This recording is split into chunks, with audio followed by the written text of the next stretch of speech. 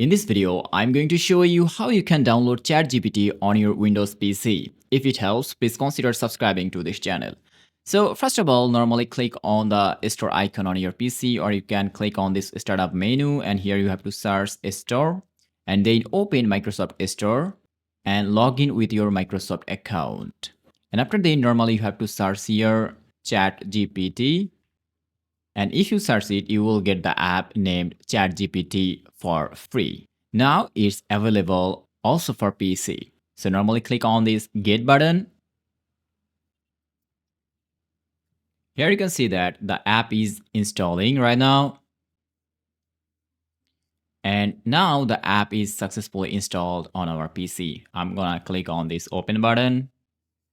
And here it is. So that's all about today's video. Now you know how to install ChatGPT on Windows for free. Thanks for watching. Allah Hafiz.